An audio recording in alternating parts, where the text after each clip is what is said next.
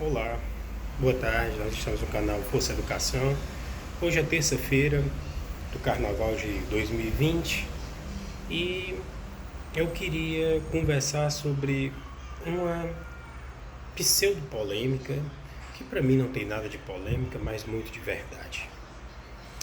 Se você acredita em Jesus Cristo, se você se diz cristão, eu queria que você analisasse comigo alguns pronunciamentos, algumas postagens, alguns eventos que têm ocorrido constantemente neste carnaval. Primeiramente, eu queria citar o que aconteceu antes do carnaval, mas já em 2020, na premiação do Oscar, a maior representante do cinema brasileiro nessa edição do Oscar, a senhora Petra Costa, disse que as igrejas evangélicas são responsáveis pela perseguição de negros, gays e feministas. E parece que ninguém deu muito ouvidos, né? Soou assim como mais uma verdade. Apenas as vozes que se levantaram contra foram chamadas de opressores, retrógrados, extremistas, obscurantistas, terraplanistas. Incrível, né? Uma pessoa que agride quem acredita em Jesus Cristo, que professa sua fé, é acusado de promover violência. Esse foi o primeiro episódio. Mas no carnaval, o carnaval. Dizendo-se falar de crítica à política, várias escolas de samba, desde São Paulo até o Rio de Janeiro, aproveitaram para atacar a fé. Inclusive, algumas pessoas que me acompanham no Facebook, no Instagram, colocaram que essas escolas falaram melhores do que as igrejas, do que os párocos, do que os reverendos, do que os pastores. Claro que eu discordo diametralmente. A minha fé em Jesus Cristo, ela é absoluta. E quando eu falo absoluta, eu quero dizer que não há nada acima. Não há nada que possa se sobrepor a isso.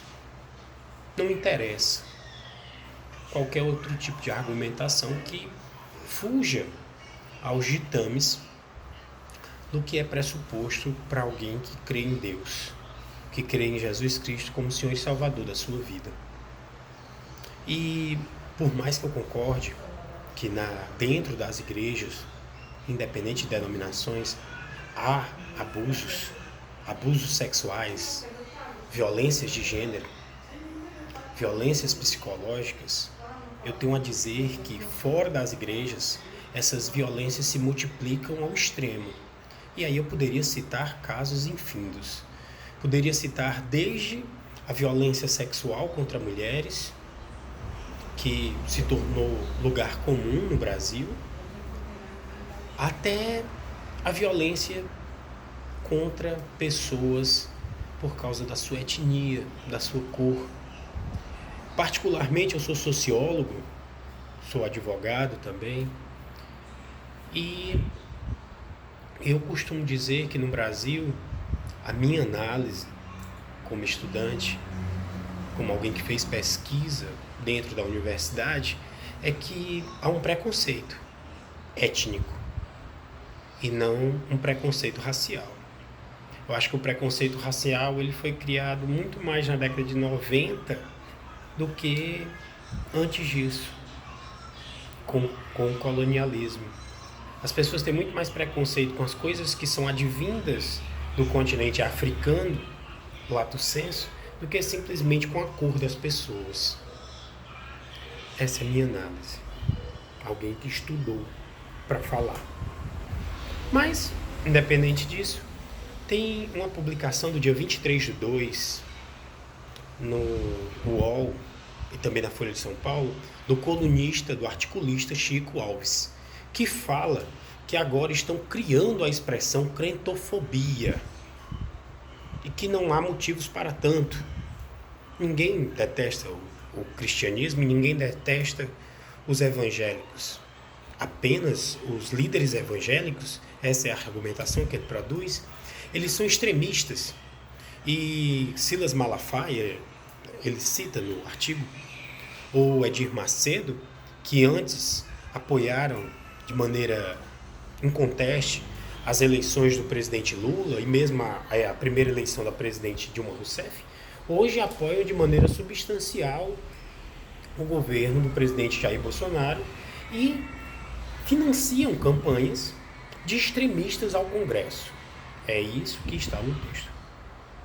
E que ele faz uma comparação à crentofobia como se fosse a fake news produzida pelos terraplanistas. Eu tenho a dizer, particularmente, que sobre a crença das pessoas na ciência, ela é muito suscetível de erros. Por exemplo, pouca gente sabe, mas o livro de Mary Shelley, Frankenstein, é baseado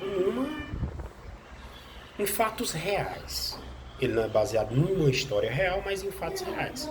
A medicina do século XVII, inicialmente, final do século XVII, quando estava nascendo, um estudo de medicina e anatomia, e principalmente do século XVIII e XIX, costumava, sim, pegar alguns corpos de cadáveres, pessoas que tinham sido enterradas há pouquíssimo tempo, e retirar pedaços e tentar reimplantar em pessoas que haviam perdido devido à fome, à peste e a outras doenças. Isso é um fato. Será que alguém vai dizer que é fake news também? Será que alguém que não estudou, alguém que simplesmente produz artigos para um jornal vai dizer que isso também é fake news? Acredito que sim. E aí eu vou mais longe. Ao mesmo tempo que esse articulista diz que não há crentofobia, e eu vou mais longe, para mim não é crentofobia, é cristofobia, sim. É ojeriza a pessoas que acreditam na fé cristã e que leem a Bíblia. Porque se você vai à missa e se diz católico, mas não se depara com os textos cristãos, mas simplesmente aceita a homilia do jeito que ela é professada pelo padre, você pode estar sendo induzido aos piores erros. Um dos erros mais absurdos que há é você acreditar que não há, da parte de Deus, um juízo final. Segundo, que Deus é 100% amor e que todos os seus pecados são perdoados e ponto final, e nada mais vai acontecer. E que Jesus Cristo veio ao mundo apenas para perdoar todos os pecados. Na verdade, não é assim a história. A história é que Jesus Cristo, o Verbo encarnado de Deus, veio ao mundo para trazer a salvação e trazer uma nova aliança com os homens. Essa nova aliança permitia que todos os homens, independentes de serem judeus ou não, simplesmente por professar a fé em Jesus Cristo como Senhor e Salvador de suas vidas, permitisse a eles o perdão de seus pecados. Pois a primeira aliança que foi feita com o povo judeu não admitia o perdão dos pecados. Para isso existiu o bode Azazel, um bode que era enviado para o deserto e que levava sobre si todos os pecados da tribo de Israel, quando eles peregrinavam ainda pelos desertos, em busca da sua Canaã. E esse mesmo Jesus diz que antes que o reino venha, todas as partes, todas as letras, cada vírgula e cada tio do Velho Testamento há de se cumprir. Ou seja, a ira de Deus.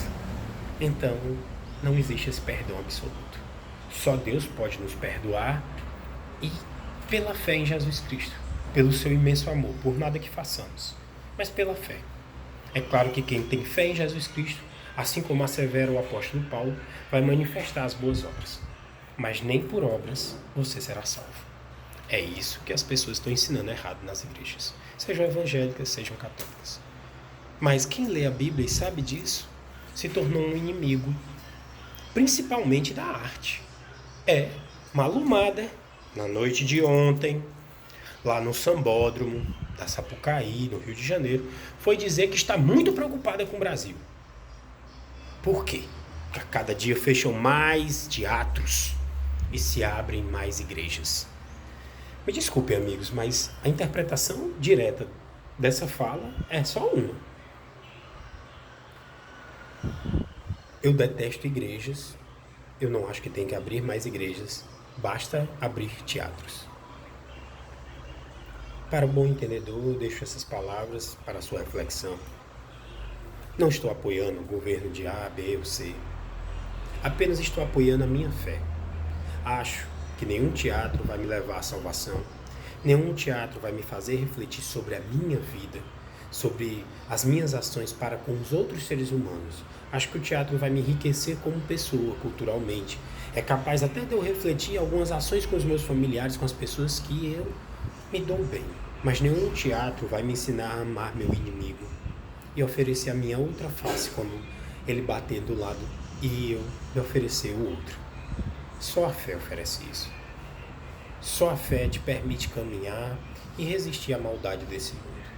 Se você gostou, se inscreve no canal e deixa o joinha. Eu te agradeço.